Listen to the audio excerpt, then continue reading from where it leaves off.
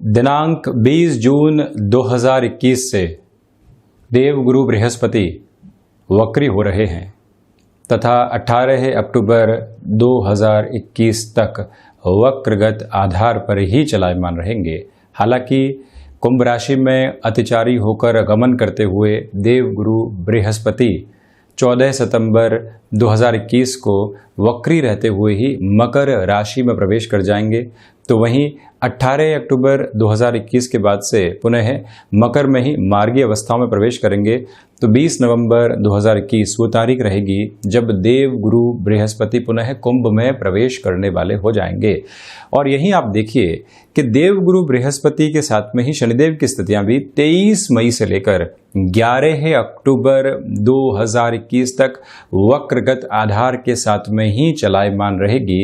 यहाँ हम मेष राशि के जातकों के लिए ये चर्चा लेकर उपस्थित हुए हैं कि 20 जून से लेकर जो ये 18 अक्टूबर 2021 तक का समय अंतराल रहने वाला है, किस तरह के परिवर्तन सामने आ सकते हैं। देवगुरु बृहस्पति वृद्ध ग्रह है, सर्वाधिक कारकत्व प्राप्त ग्रह है। व्यक्ति के साथ में जो ज्ञान और जानकारी निरंतर जुड़कर उसके कार्य के अंदर उसको और एक अलग तरीके का फ्लो देने वाली होती है, वहाँ देवगुरु बृहस्पति का हस्तक्षेप प्रमुखता के साथ रहता है। तो वहीं आप इस बात पर भी गौर कीजिएगा कि जो ये देवगुरु बृहस्पति का वक्रगत आधार है, इसको दो वस्तु स्थितियों में बांटकर देखा जाना आवश्यक है। इसके लिए आपको अपनी जन्म पत्रिका की भी आवश्यकता रहेगी। आप देखिए कि जो हाथ से जन्म पत्रिका बनती थी या आज भी बना करती है, उसमें जो जन्मांक चक्र होता है उसके साथ में देवगुरु बृहस्पति की जो स्थितियां रहेगी, या तो उसके आगे व लिखा हुआ होगा या फिर प्लस का निशान होगा। इसका मतलब जन्मकालिक आधार के साथ में देवगुरु बृहस्पति वक्री है। यदि वहां पर ये नोटिसेबल अप्रोच नहीं है तो जहां आगे अंशगत व्यवस्थाएं लिखी होती है वहां पर भी प्लस या फिर वक्री का निशान रहता है। वहीं यदि हम कंप्यूटर से बनी जन्मपत्रिका की बात करते हैं तो अंशों के साथ में व लिखा नजर आएगा, तो ये समझ लीजिए कि जन्मकालिक आधार पर देवगुरु बृहस्पति वक्री है, अन्यथा मार्गी स्थितियों के साथ में चलायमान रहेंगे। यदि वक्री है तो फलाफल में स्पष्टता के साथ में अलग सुदृढ़ संकेत, तो वहीं यदि मार्गी आधार में है और अभी जब 20 जून से 18 अक्टूबर के मध्य वक्री रहेंगे तो फलाफल में थोड़ी सी अलग स्थितियां निकल कर आती है। आप देखिएगा कि जो मेष राशि के जातक हैं उनके लिए देवगुरु बृहस्पति सर्वप्रथम 14 सितंबर 2021 तक यहाँ कुंभ राशि में ही अतिचारी होकर चलायमान रहेंगे। यहाँ कारक भाव को हानि जरूर पहुंचाते हैं, किंतु ये भी महत्वपूर्ण तथ्यात्मक स्थिति है कि आपकी जन्म पत्रिका में यदि देवगुरु की जन्मकालीन स्थितियां वक्री है और अभी जब देवगुरु वक्री हो जाएंगे तो जो धन लाभ लंबे समय से रुके हुए थे वहां पर वृद्धि के संकेत स्पष्टता के साथ में निकल कर आते हैं। वहीं जो नौकरी पेशा जीवन के अंदर आप अपने पोटेंशियल के साथ में चलते हुए लंबे समय से किसी भी प्रमोशन के बेस को देखना चाह रहे थे जो सामने नहीं आ पा रहा था, वहां पर भी ये समय विशेष तीव्रता लेकर आता है। कई बार व्यक्ति कामकाज बहुत करता है किंतु ऑर्गेनाइजेशन की नज़र में वो कामकाज नहीं आता, वहां पर भी ये लेवल आपके लिए सपोर्टिव बेस को क्रिएट करता है। भाइयों को जहां सहयोग की आवश्यकता रहेगी वहां पर भी आप अपनी महत्वपूर्ण भूमिका को निभाएंगे।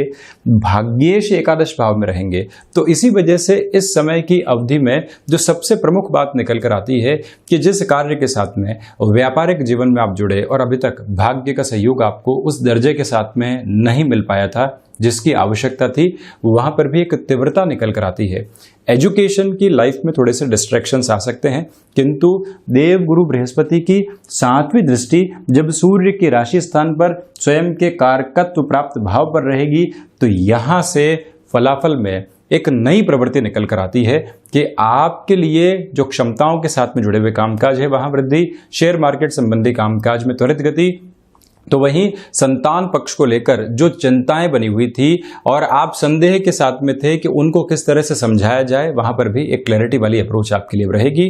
गृहस्थ जीवन के साथ में छोटे छोटे मनमुटाव निकल कर आ सकते हैं, तो वहीं डोमिनेट करने वाली अप्रोच से आपको यहाँ पर बचना चाहिए। ये बात आप स्मृतियों में रखिएगा।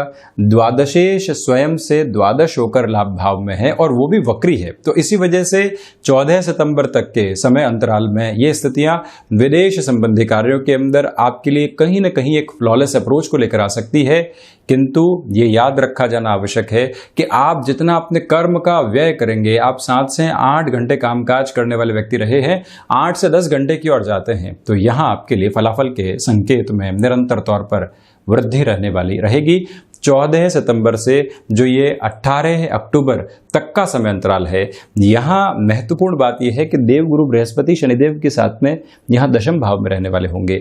नीचस्थ प्राप्त स्थितियों के साथ में चल रहा ग्रह जब वक्री हो जाता है तो फलाफल में उत्कृष्टता लेकर आता है। इसी वजह से वहाँ भूमि संबंधित कामकाज में तीव्रता, माता के स्थान के साथ में, नेटिव प्लेस के साथ में जो भी लाभ लंबे समय से लंबित थे, वहां पर त्वरित गति उसी अवधि के अंदर आपके लिए कुटुंबी जनों का सहयोग, तो वहीं पर धन के संग्रह की प्रवृत्तियों का बढ़ना और सामाजिक सरोकारों के साथ में आपका जुड़ना ये सामने रहेगा। किंतु उस समय स्वास्थ्य को लेकर आप विशेष स्तर पर ख्याल रखिएगा। नौकरी पेशा जीवन में ये जो समय अंतराल पूरा ही बना हुआ है 20 जून से लेकर जो 18 अक्टूबर तक की अवधि में है, ये आपके लिए विशेष परिवर्तन के आधार को सामने रख सकता है, जिसको भी आप स्वीकार करके चलिएगा। तो वहीं दूसरी अवस्था में यदि मैं चर्चा करता हूं, देव गुरु बृहस्पति आपकी जन्मकालिक स्थितियों में मार्गी हैं और अभी जब वक्री हो जाएंगे तो आप आकस्मिक धन लाभ की फैसिनेशन से सबसे पहले बचिएगा। वहीं अपनी क्षमताओं के साथ में जो भी निर्णय लेते हैं वहां एक धीमापन आप जरूर बनाकर रखने वाले रहें, मैं ये निवेदन आपसे करना चाहूंगा। इसी के साथ में तथ्यात्मक स्थिति ये भी है कि जो 14 सितंबर तक का समय अंतराल है वहां पर आप किसी भी चेंज की तरफ जाना चाहते हैं तो आप ये याद रखें कि हम स्थायित्व की भावना के साथ में हो, ल्यूक्रेटिव फैसिनेटेड ऑफर उससे दूर रहकर हम लंबे समय की अवधि के साथ में यदि निर्णय की तरफ जाना चाहते हैं तो और बेहतर। वहीं आप देखिए कि नौकरी पेशा जीवन के शुरुआती अंतराल के साथ में आप चलायमान है और यहां पर एक फ्रस्ट्रेशन आने लगती है, लगता है कि अपने व्यापार की ओर जाया जाए। ऐसे निर्णय से सर्वथा स्तर के ऊपर आपको रोकना चाहिए। तो वहीं ये भी याद रखा जाना आवश्यक है कि यात्रा संबंधी कामकाज में जितना धीमापन आप बनाकर रखेंगे उतनी बेहतरी रहेगी। 14 सितंबर से लेकर जो 20 नवंबर और उसके पहले 18 अक्टूबर 2021 तक की मैं बात करता हूं, तो आप इस समय की अवधि में ये याद रखिएगा कि प्रबंधन संबंधी कामकाज में कोई भी बड़ा निर्णय आपको लेने से बचना चाहिए। भूमि संबंधित कार्य क्षेत्र के अंदर आप कोई भी मेजर लेवल के डिसीजन की ओर जाना चाहते हैं तब भी यहां अपनी रफ्तार को कम करके रखना आवश्यक रहेगा। पहले से कोई भी पोजीशन डिसाइड है उस तरफ आप बढ़ सकते हैं, अन्यथा जो स्थितियां चल रही है उसी के साथ में चलें। हालांकि स्वास्थ्य में आपके लिए यहां पर काफी हद तक वर्धन रहेगा, यानी कि स्वास्थ्य लाभ की पोजीशन रहेगी। ऋण संबंधी स्थितियों में परेशानियां आ सकती है, तो 14 सितंबर के पहले पहले ही आप ये प्रिपरेशन करके रखें कि हम अपने फाइनेंशियल बर्डन को कैसे कम कर सकते हैं।